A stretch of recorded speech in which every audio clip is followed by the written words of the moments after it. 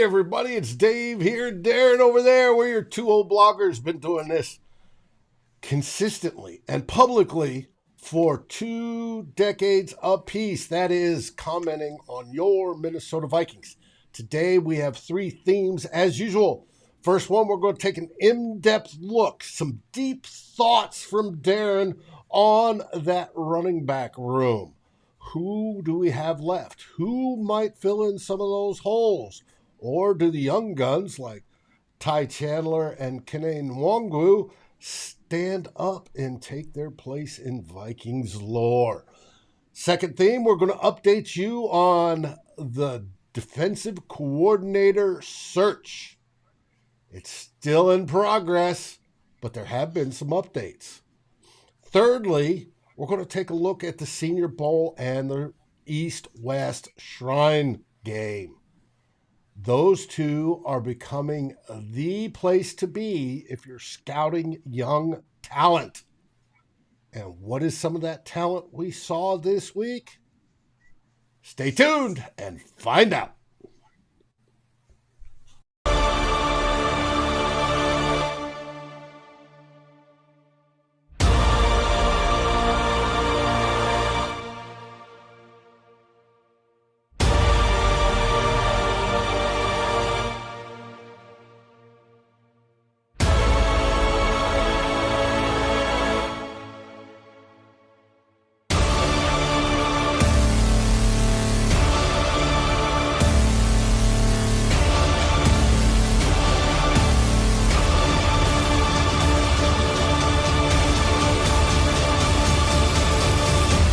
Climb in the Pocket, Daily Norseman, and Lake Monster Brewing presents Two Old Bloggers.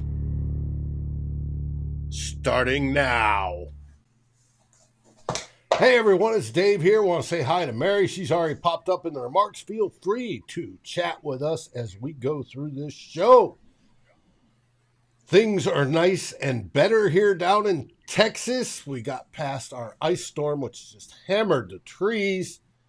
There's going to be cleanup probably for a month, but hey, that is what it is. How are things in the Great White North, Darren? Cold, but no ice storms, Dave, so we'll take our victories as we can get them. But hey, other than that, pretty unexciting. We haven't had any balloons shot down around here or anything like that. So, that's a sore subject. Yeah. Let it pass all the way over the country and then parts of Canada, what it did too, and then shoot it down. Anyways, I shake my head. Coming from a defense background, I shake my head. Now, let's get into talking some football. Today's show, we focus on the running backs. That's going to be our first theme, and then obviously get into the defensive coordinator search after that, but we're going to start with the running backs first in theme 1.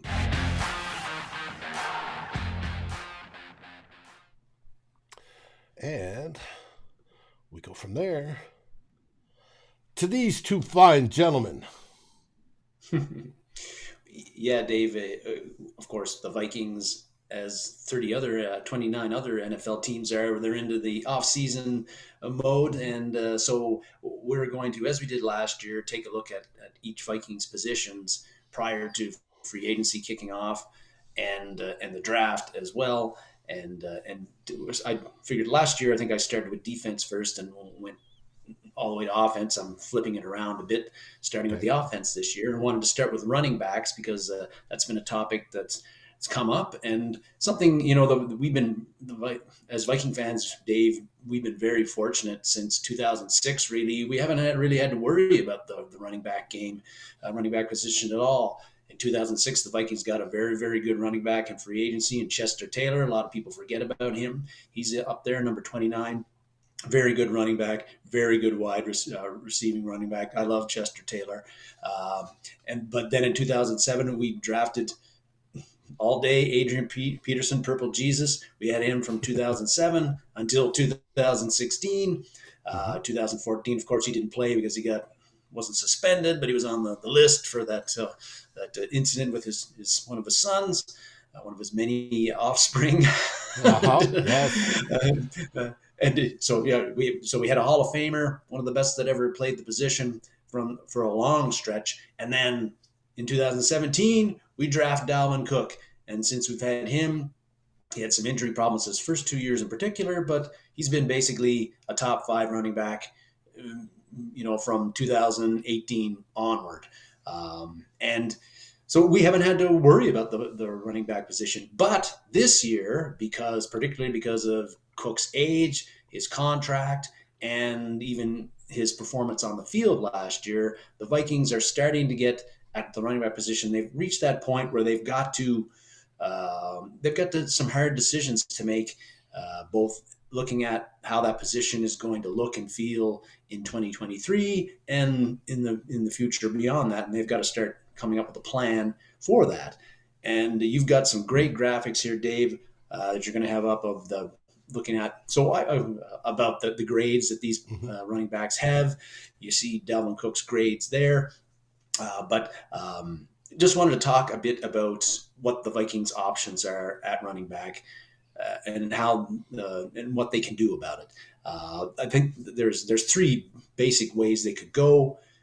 They could look at keeping Dalvin Cook, trying to extend him, rework his contract, because he's got a heavy cap hit of about $14 million in 2023. That's very high, especially for a running back. But they could look at extending that, delaying the decision on Cook for about a year or another year, and then they've got Ty Chandler and Kene Nwangwu as their backups, and they can run with those 3. They let Alexander Mattison go as a free agent, so that's one option. The second option they could do is they could release Dalvin Cook, and then and to save some cap space, re-sign Alexander Mattison, who most people, including myself and you, figures a goner, but he's a free agent. But they sign Mattison because he's a steady running back, he's solid, and he's not going to cost you a whole lot. But you keep Mattison, you know what you got with him, but you also have got Chandler and Nwangwu in the as the number 2 and number 3 guys. Good depth there, and you can see through OTAs and then in training camp and even preseason, you can see if those 2 guys can eat into or deserve more playing time, and maybe can do a bit of a timeshare with Alexander Mattison as your running back. The other option is you let Cook go, you let Mattison go, and then you run with Chandler and Nwangwu as your running backs, and you look at maybe signing a mid-tier free agent running back who's out there, a guy like Raheem Mostert, maybe Rashad Penny, who's had a lot of injury issues over the years, James Robinson, who's been solid but is not a super duper star, or you look at someone I'm losing my mind here, is forgetting who the 4th guy I was going to mention. You have James Robinson and Devin Stingley. Yeah, right. Singletary. Devin Singletary. We don't know. These are all guys that are free agents as of right now. Another guy who's a free agent is David Montgomery, who we know very well with the Bears. But you could look at trying to get one of those guys. They've been guys who've been number 1 running backs in other teams. They've got a bit of a track record as a number 1 running back with other teams. The Vikings could feel confident that those guys, if Chandler and Nwangwu are not up to snuff, that they've got this guy for depth, and they can run them for a year or maybe 1 or 2 years as your number 1 guy. Mm-hmm. I don't think they're going to cost as much as keeping Dalvin Cook. Well, those are kind of the 3 options. Well, keeping Dalvin Cook is expensive. Yes, big time expensive. I looked at the over the cap valuations for these players and where they feel they slot in. If we're looking at Madison, they figure he's going to get a contract around $1.35 million. That's cheap. I don't necessarily agree with that, because I think some team's going to look at him as a possible starter and he's going to make more money than that. When we look at these four gentlemen, uh, Singletary, they're calling for an $8.6 million valuation. That seems still a little high for me. Raheem Mostert drops it to $5.5 million. A little over that. Rashid Penny is at just barely over $1 million, and James Robinson at 1.3 or 1.32 million, which is affordable. If you get in the 2 million and below, right range, even 3 million for that matter, you're not doing bad. And we're talking APY, folks. Yeah. That's average per year over a contract that's 3 or 4 years long. That's nothing. The team can work with that and make something like that work, especially when you have Chandler and Nwangwu coming up and seeing if they can develop into that primary back. Now, do you see the next back being a bell cow back, or with Kevin O'Connell and his pass-heavy philosophy more of a tag team system that he wants to use? Because that may influence the direction they go. For sure. Well, this year they had Cook, and it was a bell cow. Like Alexander Madison had the least carries he's had in his 4 years in the league. They went exclusively with Cook. Part of that was because they couldn't run the ball that well a lot of times, so they had to pass the ball, and there weren't as many, I think, extra carries for Madison to use. I think that O'Connell would like to go with a timeshare, and I think that's kind of the way that they're going to go, especially if they let Cook go. And, some people out there would be asking, well, why do you want to get rid of Cook? He had a pretty good 2022, almost 1,200 yards rushing, which was sixth most in the league, 4.4 yards per carry. He'll only be 28 going into next year. What's the big deal? But there are signs, and some people know this, that there are statistics out there that suggest that he's going 27-28, Dave, is where running backs start to lose it. Mm-hmm. So you've always got to worry about that. The other thing was that Pro Football Focus, and now again, this is a stat there's a lot of subjectivity in it, but they ranked him last out of 36 running backs with at least 130 carries in rushing yards over expected. So that means that he got the least amount of yards. And I know you would expect when it came to explosive runs, he's down there at the bottom too. He's not Dalvin Cook 2 years ago. We could expect a normal. He gets 2 here, 3 there, 8 here, whatever. But you knew at any particular time he could bust it, right? He could bust through the linebackers and hit the secondary and go and get 40, 50 at a chunk. He's not doing that anymore. He did it once this season. And twice. He had the Miami game, the 50-yarder, and then the Buffalo game, the 81. But he also had 84 carries this year, which was 32% of his carries that got 1 yard or less. That is a lot of carries with not very good yardage out of him, and put the offense in a bind, put him off schedule.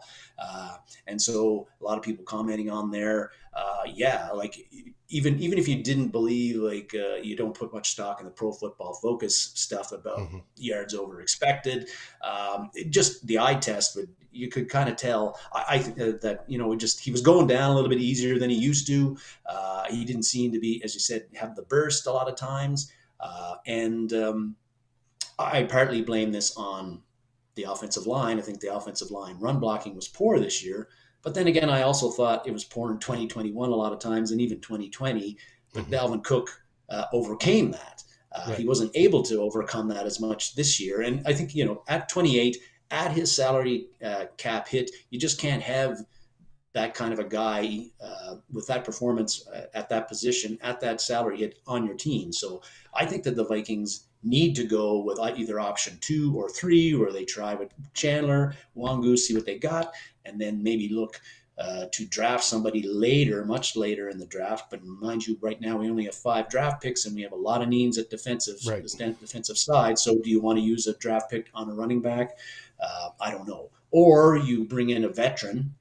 Like, again, we've mentioned five guys, but there's lots of others out there who could be Mhm. Jeff Wilson, even Latavius Murray, who seems like he never gets old, even though he's 33. There's all kinds of different guys. There could be guys cut during training camp that would be of some use to the Vikings. Could be. So, There's I'll one running back we missed talking about. This fine bring him gentleman up. who had a very good statistic year. Yeah, CJ the Ham, fullback especially when CJ it comes Ham. to his hands. For sure, CJ Ham was a handy guy on screens, but he's a guy where at fullback, a lot of games wasn't even getting 10 snaps a game. Right. He's got a And you can 3 point. see how many ball carries he got all season. It's Yeah, not very many. Didn't get a lot of snaps because we weren't in two back sets very much. We're always in that 11 personnel, three wide receivers, blah blah blah. I mean, not that he costs a gargantuan amount of money, David, but if you cut him before June the 1st, you get saved 3.5 million in the cap. It's something. I feel that I don't know how they're going to work it, but I feel that the Vikings, after going 13-4 last year, their offense was the strongest part of the team. I think that Kwesi Adofo-Mensah and Kevin O'Connell are going to be a little reluctant to get rid of Cook, unless unless now Cook has to agree to extension. He has to agree to reworking the contract. But if they can get him to be agreeable to that, I think they're going to try to bring him back for a year, lower the cap hit somehow, kick the can down the road a bit, try to get that one more year. If you cut Ham, you save a little bit of cash that maybe you can use towards working something out with Cook and some other guys too. But I don't think that if you go using Chandler and Nwangwu particularly as saying, okay, you two are going to be fight it out for the number one. Well, Nwangwu has 22 carries in 2 seasons. Chandler got 6 this year in his rookie season. They see him at practice every day. I know that they know what they can and can't do and what their strengths are, but they don't really know if they can be like the guys that can carry 15, 20 carries a game and give you the kind of production to make your offense that keeps your offense on schedule and keeps it strong. So I think they'd be reluctant to go that route, and maybe I'm they not feel so that I'm not so sure because yeah, especially with Chandler. Um, I like Chandler. but I agree with Ryan. The running back committee could work, but with Chandler, Yeah, he ran so well in the preseason. I think that's worth a look. Yes, in practice they're watching him. They're not getting the snaps and the carries, and they didn't get as many carries this year as sort of we'd hoped. But a lot of that is because Cook stayed relatively healthy all season long, and which has been an issue for him. But he did play in all 16 games. That I just think that might be the smart way to go. I don't think the drop off in production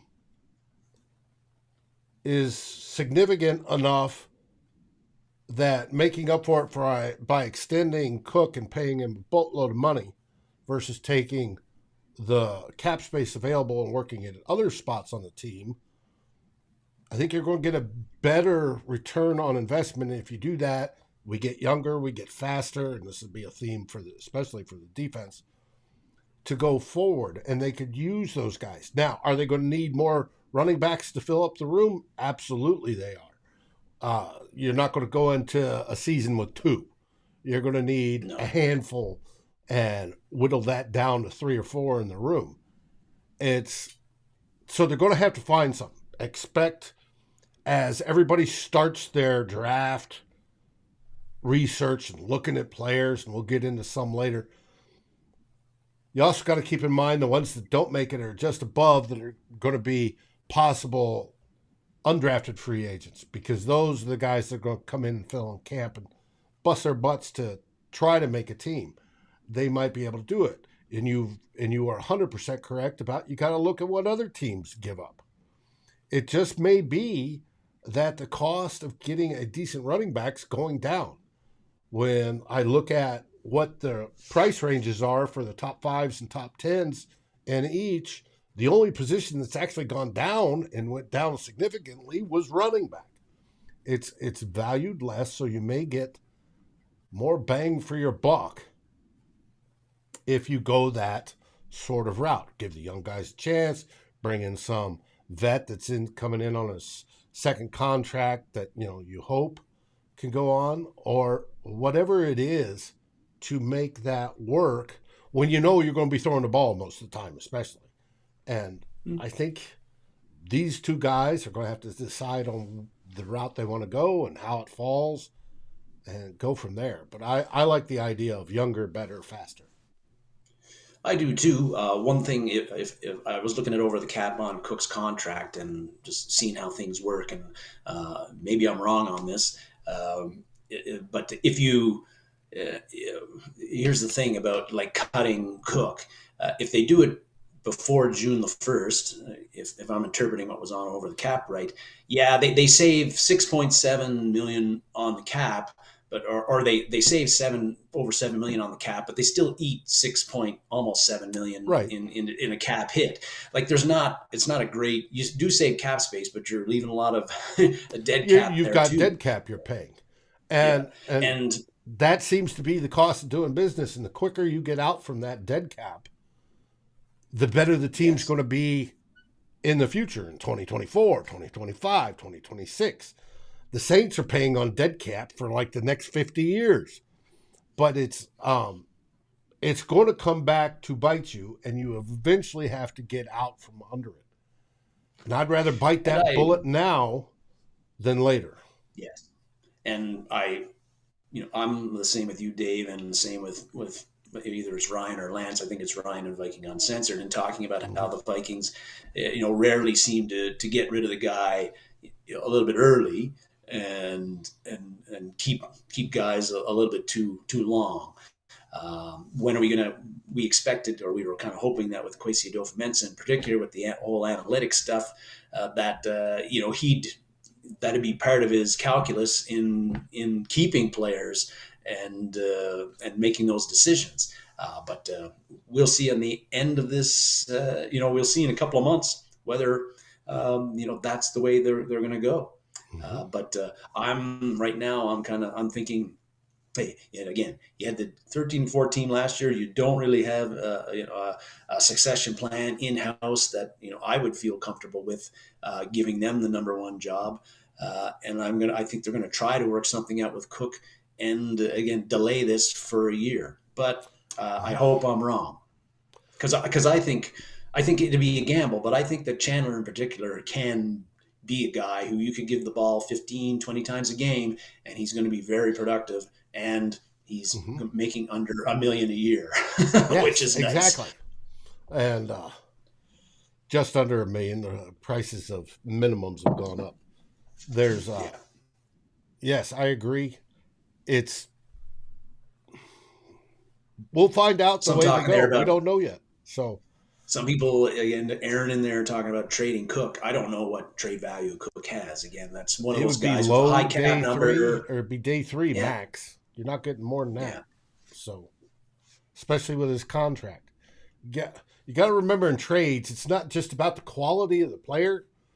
People think, hey, we talked about it last week. Let's trade Danielle Hunter. He's great. We should at least get a first. Maybe. But you also got to think about his contract. What's that other team buying in contract? In Danielle's case, the contract to the other team is absolutely fabulous. Yes, we get him in 4 or 5 million this year, and we can go on from there. That's great. We're going to do that.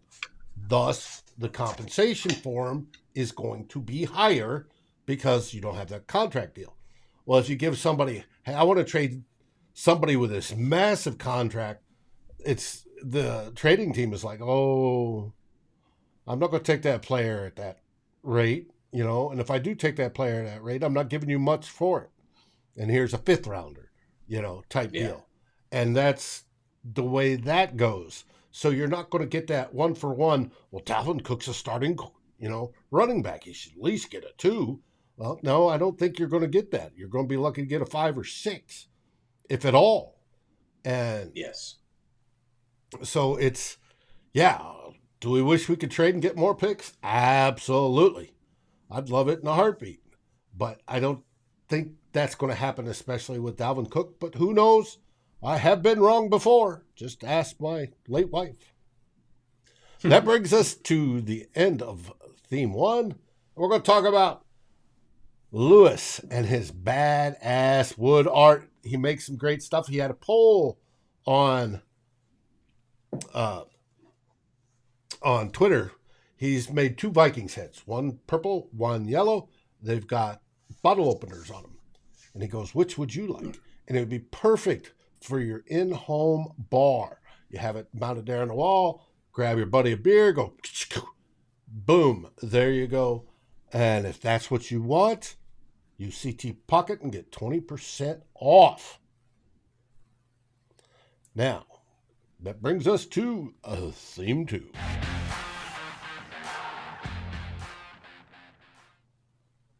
Here we're going to be talking about the defensive coordinator search update. Dum, dum, dum. Still on the go, Dave. Still don't have a defensive coordinator. It's been an interesting week on that because last week we talked about the 4 guys who had been interviewed, but we knew that Ryan Nielsen was out. He had taken the Falcons job. This week we learned that Sean Desai had taken himself out of the running for the Vikings defensive coordinator, and he was looking to go to Denver. And if you're Kevin O'Connell, you must be like, wait a minute now. We were 13-4 last year, and you want to go to Denver, who were like a train wreck? Okay, like what's going on here? The defense like, wasn't too bad, but no, the defense. Maybe he wants to work for Sean Payton. Maybe he's tired of being jilted twice. Well, that is the thing, right? Like if you're Desai, you interviewed last year, they picked Ed Donatel. Oh, hey, Drew, welcome back. Ed Donatel, and you go with Ed Donatel. Then you bring in Desai again. You interviewed him well over almost 2 weeks ago, but you're still not making a decision. If you're Desai, you're like obvious. They don't really want me. I'm not their top choice. They're waiting for somebody else. Otherwise, they would have picked me already. So. F you, I'm going to go somewhere else. So I can understand that. But we did learn that last week it kind of looked like, well, they haven't made a decision. Flores is still out there. He was waiting to hear whether he's getting the Cardinals job. The Vikings must really want him. But then we got all the tweets came out about Ejiro Evero, and that the Vikings are actually, Kevin Seifert mentioned it, Ian Rappaport, others also followed up, and that the Vikings actually were waiting to talk to him and interview him before making a decision. So it kind of looks like that's one of the reasons they're waiting. The other is the guys that applied for head coaching positions, Evero being one of them. He applied at the Cardinals and at the Colts. And the Colts. And you have Flores for the Cardinals are waiting on those guys to shit or get off the pot and make a decision so that they can, in earnest say, well, we want to hire Flores. We want to hire Evero. They can't tell them, yes, do that while they're still waiting on head coaching positions that, unless each of those guys says, screw waiting on a head coach, I'm taking the DC job, which why would you? They're waiting on those, and those teams are taking their sweet time to decide, and it's frustrating. It's frustrating, and maybe those teams are waiting for the 2 teams in the Super Bowl, the Chiefs and the Eagles, to play that game so they can interview some of those guys. But it was good to hear. We found yesterday that it appears that Evero, like Sean Payton was pissing me off. He was trying to look like he was trying to be a prick again and trying to stick it to the Vikings by not granting Evero the opportunity to interview for the defensive coordinator jobs with the Vikings and other places. Meanwhile, he's interviewing guys for the defensive coordinator position in Denver besides, beyond Evero. So I'm just like, what kind of a prick is this? You're trying to have your cake and eat it too. Anyway, apparently Evero is not going back to Denver. He and Peyton talked. He is so he has the opportunity. The Vikings are trying to bring him in this week to talk to him. And there's again, it appears that Avero's interested in the Vikings defensive coordinator position, and the Vikings are interested in him. I like Flores. I like Avero too. If for Viking fans who watched Ed Donatell's defense this year, Avero's defensive philosophy will appeal to them, I think, because he said, hey, you got to affect the quarterback. If you can't get at the quarterback with 4 guys, we rush 5. If we can't get at the quarterback with 5 guys, we rush 6. So he's not just going to sit back in a like rush 4 and go in a shell. He's going to be aggressive. He's got defenses in Denver, or his defense in Denver. He likes players. He likes his defenses to rally to the ball, tackle well. Hey, those are all things that we like to hear.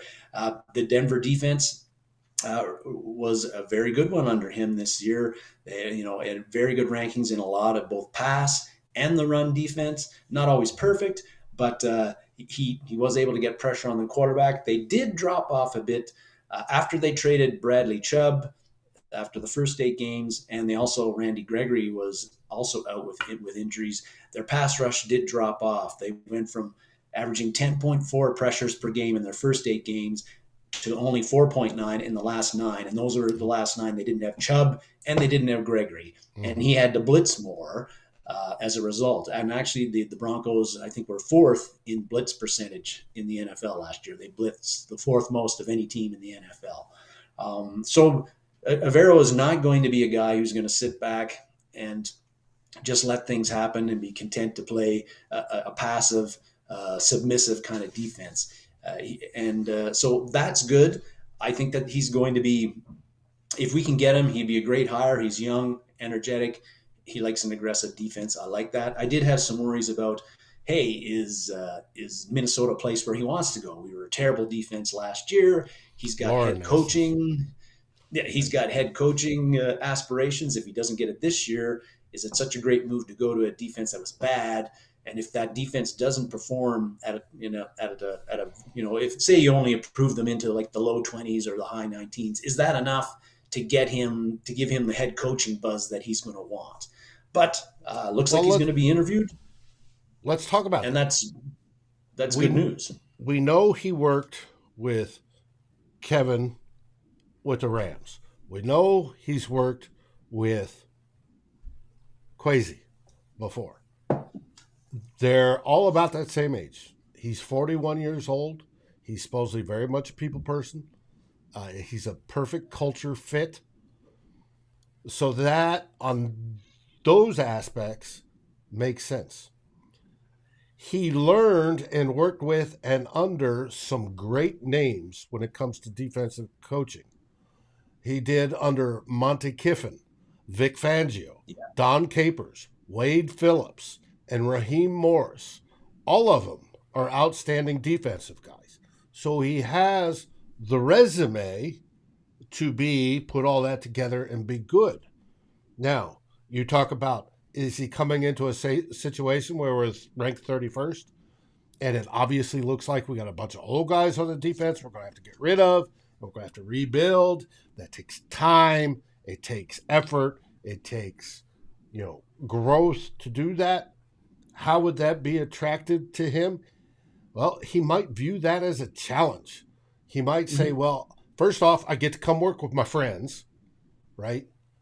I agree with their vision because their vision is real close to my vision, only they're giving me even more power to run my vision on the defensive side.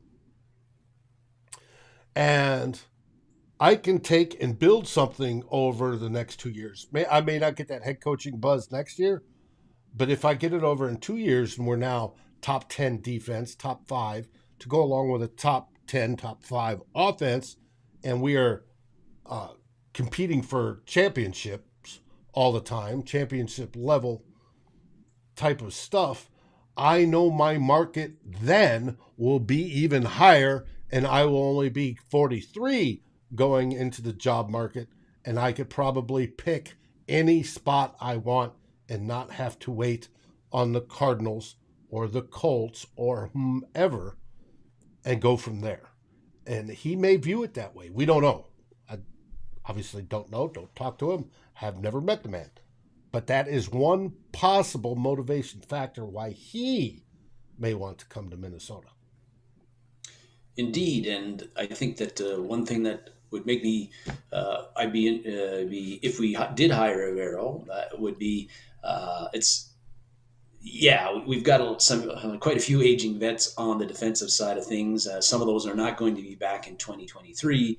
I think that's pretty much a given. But those that do remain, the holdovers from next year who do remain, and there's going to be some of them, Avero, maybe he can bring more out of them and utilize those players better than Ed Donatel did, which wouldn't be very hard, admittedly.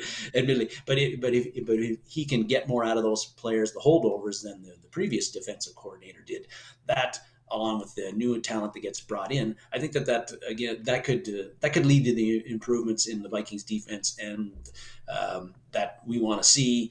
And like Ryan was saying below, if you go from a 31 ranked defense to like say 15 or 16, that's quite a significant improvement yourself. And I think that we know how it goes with coordinators and them getting head coaching buzz. Generally, you got to be like on a team that's gone deep in the playoffs or to the Super Bowl, and that unit's one of the top 10 or even higher than that in the league, and then you're a genius. But if you, I don't know, but if you're if you turn a defense that was the second worst in the league and make them into like 14, 15, top 14, 15, 16 defense, that's in a that's year, an impressive. That's impressive. In a year. Mm-hmm. And maybe that gives him just as big coaching buzz as anything. And if the Vikings offense performs like it did this year, and you've got a 15, 14, 15, 16th ranked defense, you're probably going to go a lot further in the playoffs than the Vikings did this year. And again, that grabs the attention of franchises around the league when they're looking for head coaching positions. I think overall, if Avero does his job well, if he becomes defensive coordinator, he won't be a defensive coordinator in Minnesota very long. Mm-hmm. And same could happen with a head coaching job with somebody. Flores. And Flores might go quicker. Yes. Rhino, I agree with you. Everything I've read, he sounds like the defensive version of KOC. And if they get along great, it could be magic. We just don't know. He's the new name. That's why all the glitter and glam over Avero this week, as we wait on the Cardinals and the Colts to get off the pot and make a decision. So we know what we're dealing with. But unfortunately, the worst case scenario, Dave, is that Avero gets either I think it's been mentioned, Avero gets either the Colts or the Cardinals job, or he gets the Colts job. Flores gets the Cardinals job, and we're left with Mike Pettin. Yeah. Or maybe the Vikings are still waiting to talk to somebody from the Eagles. Like Denard Wilson had been linked. He's the secondary passing game coordinator for the Eagles defense. He was a name that was thrown around when Donatel got fired as a potential defensive player coach we'd be interested in to be the defensive coordinator. So maybe the Vikings want to kick the tires there, but I think they got to, we want a defensive coordinator, like we said last week. We want a defensive coordinator in there now so that they can start working on the plan for who are the players that they want to keep, who do they want to get rid of, what players do they want to bring in from that might be available in the offseason, and the players that they want to draft to get younger, faster, better. Mm-hmm. Yep, I agree. Wholeheartedly, I agree. And that brings us to the end of Theme of 3, which always, of course, brings us to Lake Monster Brewing. We're both wearing our hats today. Lake Monster Brewing makes some fantastic beers, different beers. We talked about their wild rice from Minnesota lakes that they can make into some fantastic ales. We have all sorts of other brews that they make, and we have the great camaraderie and friendship you can get by just going across the river in St. Paul and joining them there, and then trying a variety of beers. And you can buy flats and give it a taste, have a good time. They got big screens for when you're watching sports. Not that there's any football on today.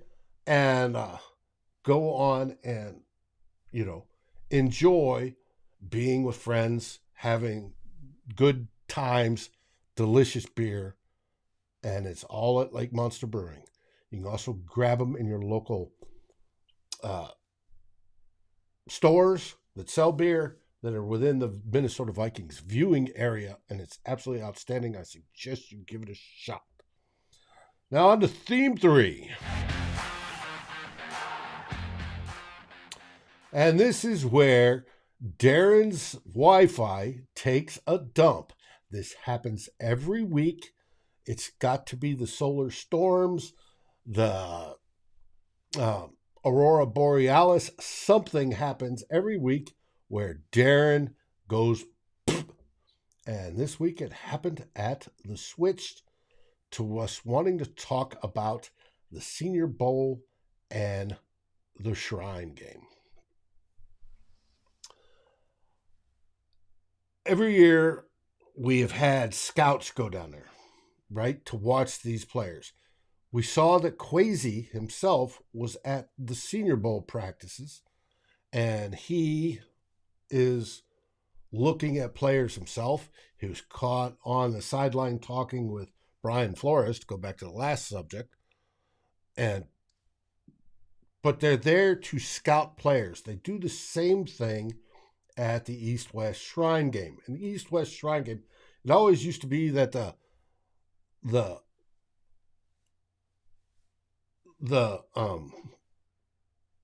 Senior Bowl was the big event for draftable players. Well, it's now gotten to where the East-West Shrine Game is competing and has a lot of players themselves. So scouting departments send scouts to both games. And as like I said, Kwesi was down in Mobile, along with 3 guys from Climbing the Pocket. You had Tyler Fornes, whose show will be tomorrow, and that will be one of his subjects. And Matt and Miles from Vikings Happy Hour, they were down there as well, and they will be talking about it. Miles will be talking about how he got a stomach bug early in the week, and that hampered him a bit, but, stuff happens. So they were down there doing that. Let's talk about it there, Darren, now that you're back, restored. Do line internet. Maybe the Chinese balloon zapped your internet. Well, yeah, I missed we got into the preamble, I guess, of the East-West Shrine Game and the Senior Bowl, right. and other than the Chiefs and the Eagles, everyone else in the NFL is now into like player procurement mode for 2023, including the Vikings. So they got scouts, GMs, coaching staff down at these events, and pretty important games. It's the seniors that are attending these games, not the underclassmen who will be eligible for the draft. But last year's Kwesi Adofo-Mensah's first draft, I don't know if we talked about this, but they picked, of their 10 draft picks, 7 of them were seniors who played in either one of these games. Ed Ingram, Brian Asamoah, Ezesi Otomomoeo, and also Caleb Evans. Caleb Evans, all were at the Senior Bowl in 2022. And then Nick Muse, Vidarian Lowe, and Ty Chandler were at the East-West Shrine Game.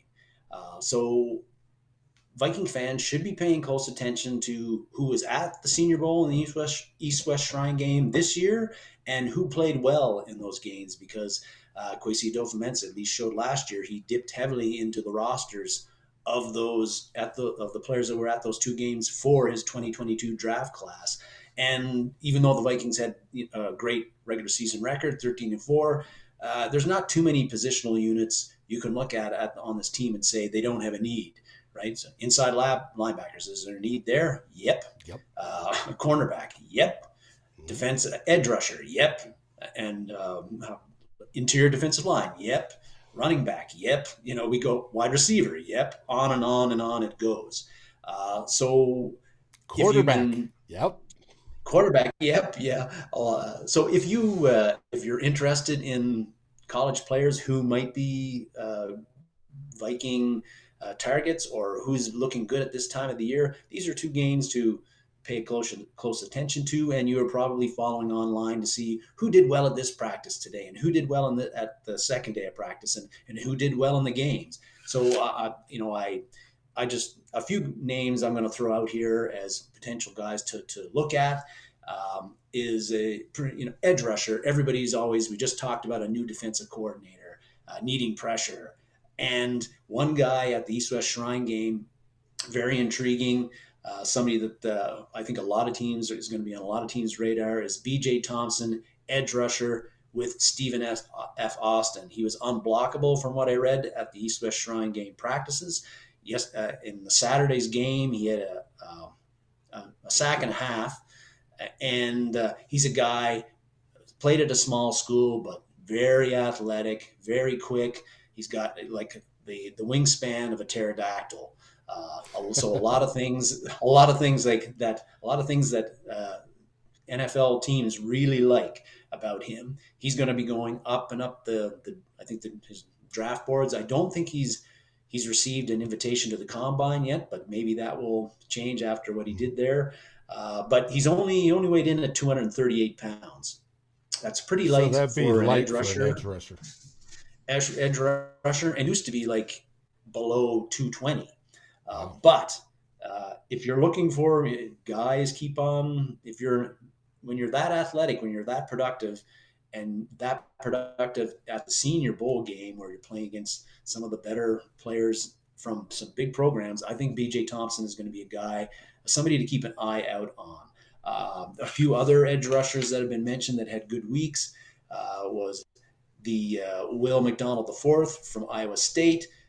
Keon White from Georgia Tech was another one. And then the guy who had a really good Senior Bowl game, I didn't mention yesterday, was Lonnie Phelps, edge rusher from Kansas. So some names to keep in mind on the edge rush, on the pass rush side of things. If cornerback, another position of need for the Vikings, it seems like it is every year. Back in last year, Tariq Woolen was like a big kid, 6'5", raw. He played at the University of Texas San Antonio. He got picked in the 5th round by the Seahawks. He ended up being one of the best cornerbacks in the NFL last year, and a guy that's getting compared to him. And not quite as raw, and somebody that the Vikings certainly, I think, should keep an eye on if they're looking for cornerback help, is a kid named Julius Brents from Kansas State. Almost quite similar in size to Woolen. He's about listed 6'3", 6'4", 200 pounds. A lot of great ball skills and fluid, loose, even though he's very tall for a cornerback. So he's a guy that to keep an eye out on in the combine and beyond as a potential Vikings target. A couple other cornerbacks also to look at was Brian Kelly's son from Stanford, Blue Kelly. One of the best compliments a cornerback can be given is nobody throws at him. And last year at Stanford, he was targeted very few times during the regular season. Again, he's 6 feet, about 190 pounds, rangy, runs pretty well, and he had a very strong practice this week at these bowl games. Terrell Smith, a Golden Gopher, he had a strong week at the East West Shrine game practices as well. Somebody to look at, hometown boy as well, which Viking fans always likes. Had an up and down career, but his senior season was pretty strong. So some cornerbacks to keep an eye out on. Inside linebacker, we've got a need there. We might need to replace Hicks or Kendricks or maybe both. I think Brian Asamoah will be one of those guys that takes over on the inside, but maybe there's a need to get younger there. Diane Healy from Washington State was somebody that was going to had another guy I read had a strong week of practice where he was at, and he was at the Senior Bowl. Interesting cat. He used to be a wide receiver, actually, switched to linebacker. So he's considered to have good speed and covers running backs well. Has the potential to be a 3-down linebacker, which is a real plus these days in the NFL. You wouldn't have to take him off the field on obvious passing downs. He's a guy to keep an eye out on going forward. So there's a lot of names there. Offensively, center-wise, everybody's going to be talking about John Michael Schmitz Oh, He yes. was he was by far considered the best center performance at the East West Shrine game. He But dominated people. yeah, And to dominate, especially when you're talking drills, offense on defense, you're talking where the defense always has the advantage. And he dominated. That's the type of center that gets me excited. Is he day one NFL ready? It was looking like it. Now, being day one NFL ready, is he better than Garrett Bradbury? Garrett Bradbury's a free agent. Could yeah. he come in and start and make enough of a difference? Generally, the answer is no. No offensive lineman is ready in year one. It is only a small percentage, less than 5% that are. Could he now, and I mean, make a difference, play and make a difference? You have Ed Ingram come in. He played. He was mediocre. He was bad at pass, decent at run, and he's about middle of the pack. Blah. Well, towards the bottom, giving up pressures and stuff. But that's normal. That's a normal timeline for a lineman. They start there, they get better the second season, full off season, they get good to go, and they go on from there. This kid looks like he may be that, 1, 2, 3% that comes in and gets it from the get go and wins from the get go. And the question is, how high in the draft do you think this young man may go? Well, he certainly looks like he's potentially a late first round guy, or certainly he's going early in the second. We don't have a second rounder at this point, and I think the Vikings are picking at 23, which is a little early for a center. And this all might be moot if the Vikings decide to bring back Bradbury anyway. But I don't think Schmitz is going to be a guy that the Vikings target or draft. And if we do uh, draft him, you're going to hear a lot of howling from a lot of Vikings fans, I think, if we pick Yeah, him in but the first round, particularly. you'll hear happy ones too because he's one of us. True, but I think at first round, picking another center in the first round after Bradbury, that's going to be it would be a controversial pick, I think, for the Different Vikings. regime. That's True, a true. whole deal. This is now Kwesi's draft. Last year was Kwesi's draft with Rick's scouts and department. Now it's all Kwesi's. So it's going to be interesting the route they go. What other center? Yeah, just another guy. This Juice Scruggs from Penn State had a pretty good week of practices at the East West Shrine game as well. And now the thing about him is that he did give up, according to Pro Football Focus, 34 pressures or 36 pressures in his last two collegiate seasons, which is quite a bit. And if you're if one of the concerns about Bradbury and complaints is that he gives up too many pressures in pass protection, well, Scruggs it seems like he has the same issues. But Scruggs will be available later in the draft, whereas Schmitz is going to be gone in the first round or second round. So just a name to keep an eye on along the interior offensive line. Wide receiver wise, a couple of guys that impressed, and one really intriguing, Nathaniel Tank Dell from Houston. He's only 5'8", 163 pounds, but nobody could cover him during practice. Super quick, and again, really his size would give you a lot of concern. Yeah, Everybody afraid likes he the big gets wideout broken speed. out there.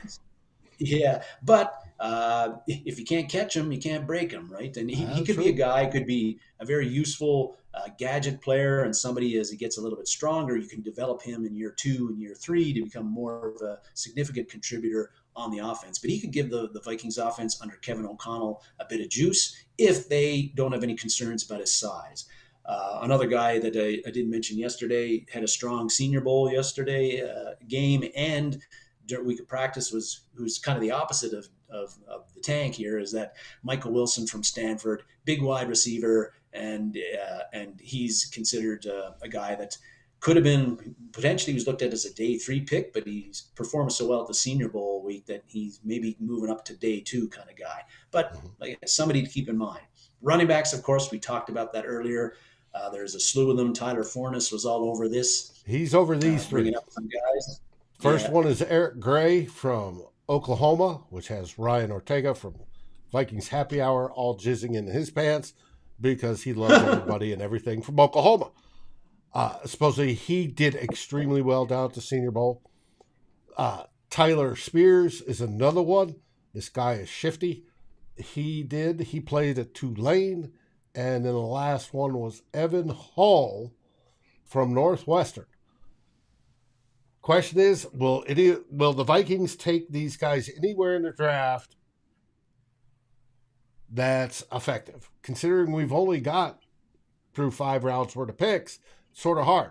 I don't mind taking running backs in round 6 and 7, right? And you're running, hey, we'll see if if he's good. We're beyond the days of dominant running back, bell cow, looking for the next bell cow. You're not going to draft a running back like you drafted Adrian Peterson, where it's in the first round, 7th pick, and he's going to be the face of your team, and everything's going to go through Adrian Peterson. That type of football, that age of football, is gone for now. It may come back because football's cyclic, but right now it's gone. So you don't get those guys there, they drop down. Are the Vikings, will Kwesi select, say if one of these guys drops down into the 3rd round, go, hey, great value, I liked him there. 10 years ago, he would have gone in the 1st round. I'm going to take him, and we're going to go. That's a big question. How many offensive picks, or how many picks are going out to the offense when we have so few to start off with? Who knows? But you might see one of these 3 guys in purple next year. You don't know. You might, and like you said, though, if they are in purple, we'll probably have to have acquired more picks between now and when the draft starts, so that we have a 6th rounder or a 7th rounder that we can use on somebody like a Hall if he's available. Then last year we picked Chandler in the 5th round, right? So we have one. Looks like we're going to get a 5th rounder in compensation pick. So, but again, a lot of needs. I agree. Aaron, but overall, Aaron pops up. Overall, I think I'll buy no, probably not. But still, again, like I was mentioning about the juniors aren't at these the Senior Bowl of the East-West Shrine game, and a lot of the juniors are going to get picked. The underclassmen they'll make up a lot of the 1st round picks and quite a few of the 2nd round picks. But these guys on these rosters for these 2 all-star games, most of them are going to get drafted, probably in day 2 and day 3 in a lot of cases. But Kwesi Adofo-Mensah, last year, his draft, it showed that he valued players with a lot of college football experience and players with a lot of high character.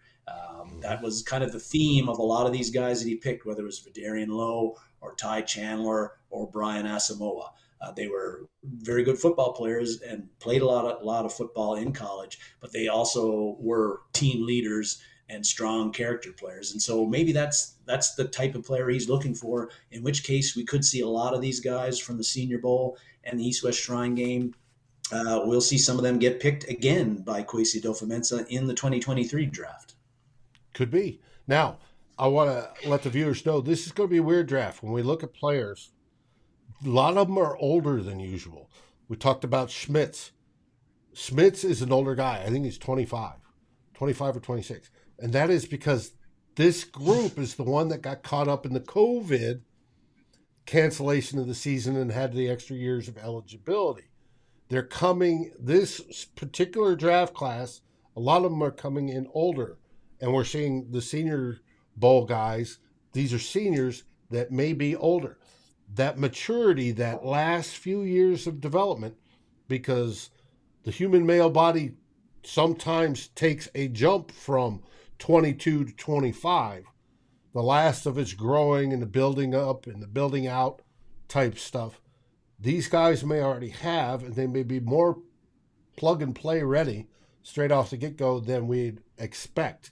It'd be nice if that was the case.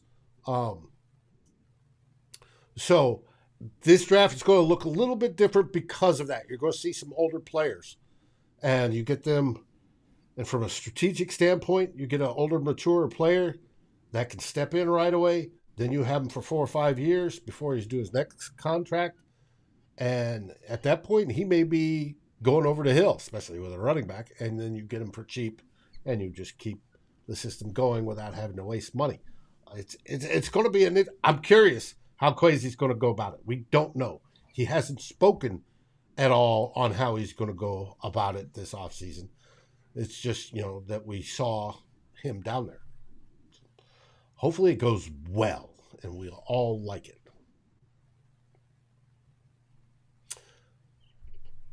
Aaron, playing to 46 is an extreme rarity. That is not usual. That is not normal. That is outside of the normal bell curve stuff. That is way on that end. Kickers and quarterbacks be the only ones playing at that age. Yep. And quarterbacks only if they are Tom Brady. Or George Blanda. Well, George Blanda did for a long time too. It's rare. It's so extremely rare. Quarterbacks usually fall off their cliff around 35. So, and offensive linemen usually last in their mid-30s, no problem. It's other positions, running back, cornerback, speed, stuff that relies on speed, quick, twitchy stuff. The body naturally starts to slow down. So we'll find out. It's going to be fun. It's going to be a fun week, too. We have Tyler Forness on Monday. I already got his show ideas. We are going to go there. One of it's talking about the Senior Bowl, which he was at. And we're going to go from there. Hopefully we'll have more news on a defensive coordinator. Please. What are you looking forward to this week, Darren? Same. The defensive coordinator, and if we make a decision on that, is number one for me. We didn't mention the Vikings picked up a player, Sheldon Day, on the defensive line this week, but with other things going on, didn't have time to fit him in and talk about him.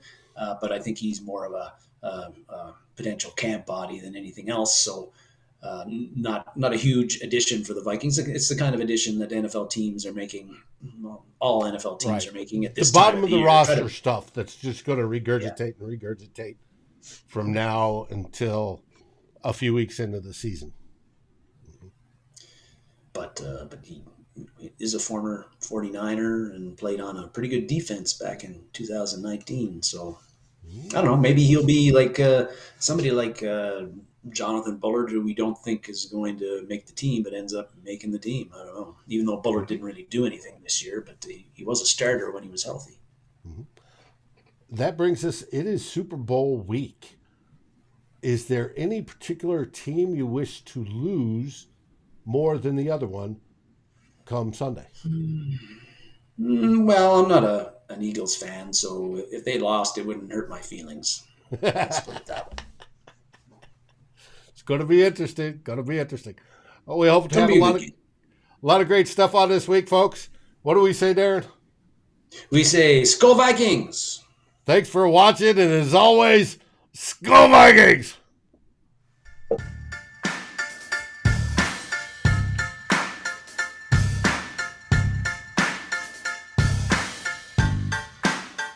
Thanks for watching. Like, subscribe, and ring the bell, and rate us on your favorite aggregator. And a special shout out goes to our partners, the Daily Norseman, where the best Vikings content can be found, and to Lake Monster Brewing, home of the best beer in Minnesota. Skol, everybody.